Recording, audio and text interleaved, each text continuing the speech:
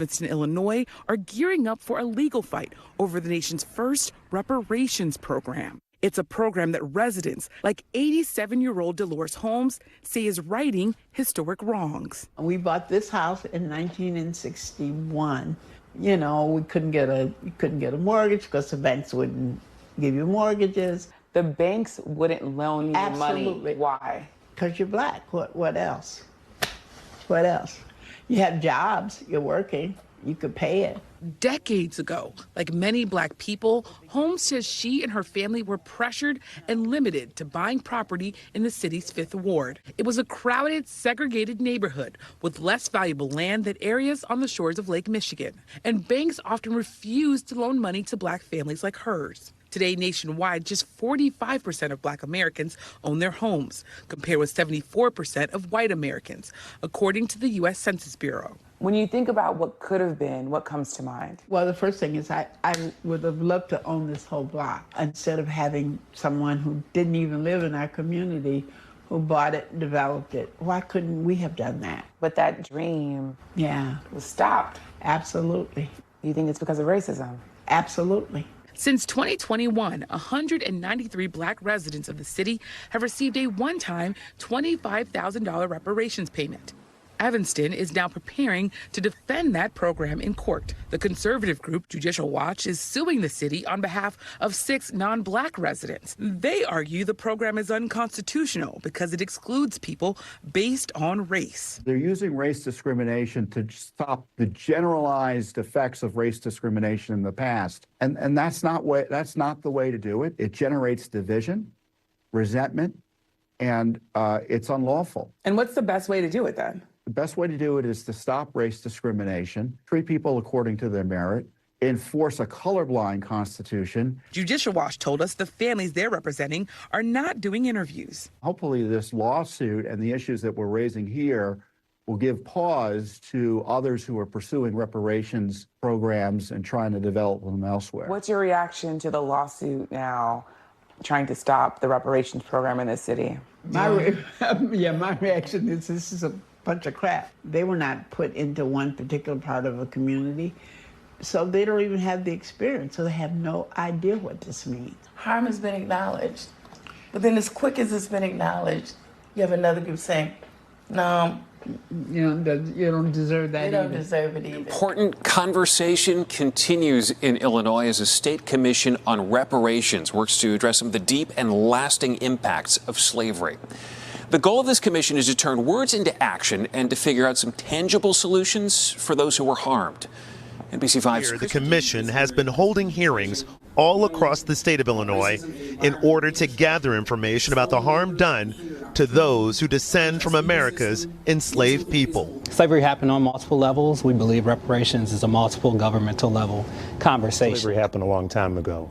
The repercussions of it are still going on today. How do you get people to understand that we're still dealing with this now? Systems have been in place historically to thwart the advancement of the average citizen. We want to move past talk and wishes to actions and strategies that really bring about that equity and true change. The commission wants to make sure that the testimony they are gathering turns into something that is tangible for Illinois' harmed residents. We find ourselves sometimes getting criticism for our reparations work. Evanston has been leading the way, and they started off by giving a $25,000 housing allowance to those impacted by the city's past discriminatory practices. Evanston had some great solutions and approaches that we need to learn from when we do our outreach, when we do our public education, and hopefully other states and different levels of governments can learn from us as well. Talk about the timeline and how this is all going to sort of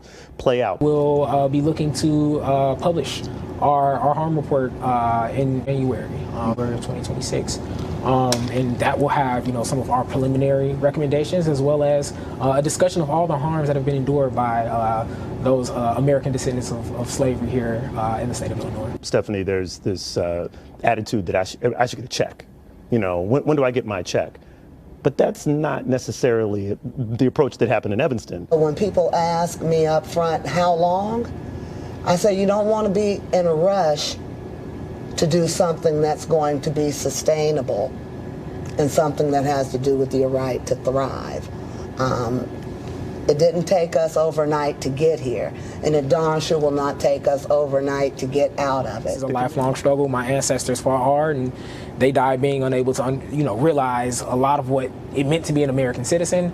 And I just want to make sure that future generations don't have to have the struggles that current generations are struggling through now. In the city of Chicago, over its reparations task force, saying that it's discriminatory by race when you said it wouldn't just benefit blacks, especially foundational black Americans. Doesn't deviation from... I'm not aware of anything that Clarence Thomas has ever done that has benefited black people. Well, I just told you. I mean, you read something, but there's no evidence that anything... Yo, it's Big Ant, the spokesman, man. We back. Another edition of Urban Politicians TV, UPTV. Make sure you stay on your pivot at all times, man. Had to come tap in as the conversation of reparations is happening out in Illinois, as it's already a backstory this has been going on, and I was unaware to it. I just got hip to it today as it came down my timeline that they have announced that more payments will be made. And I had the links in the description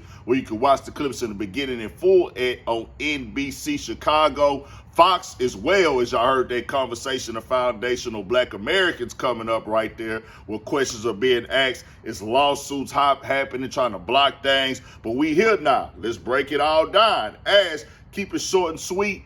Shout out to the committee of reparations out there getting that job done. Congratulations. This was a big move. People were being done unfairly. They going from 1919 to the 1960s, where these things are documented. They're factual. They were discriminated against, being black people in these communities, denied loans, basically the understanding of what redlining is right there. And the write-up says this.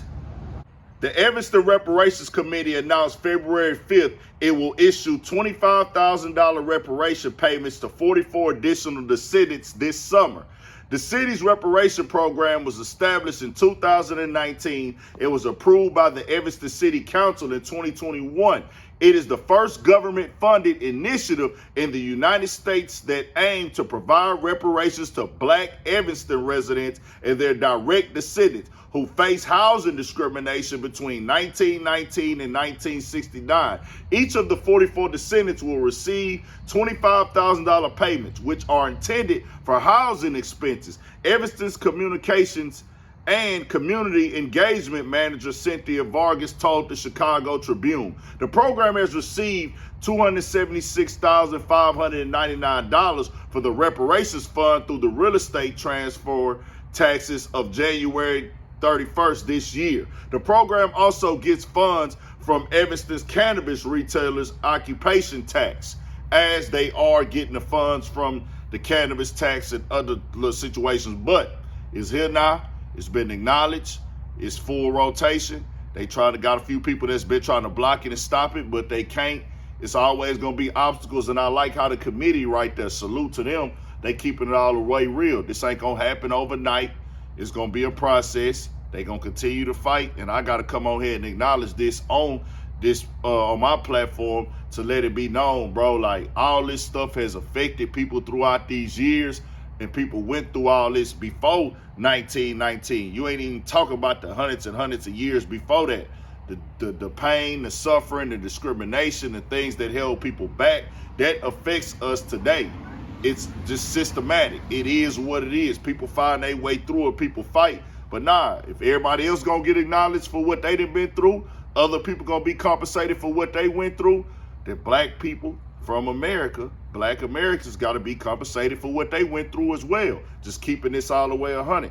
We have been here for hundreds and hundreds of years, more than half a millennium. You had black people that was already here before the colonizers came, building and working on this land. They done fought in every war, put their life on the line. They built every part of this economy, had a hand in it.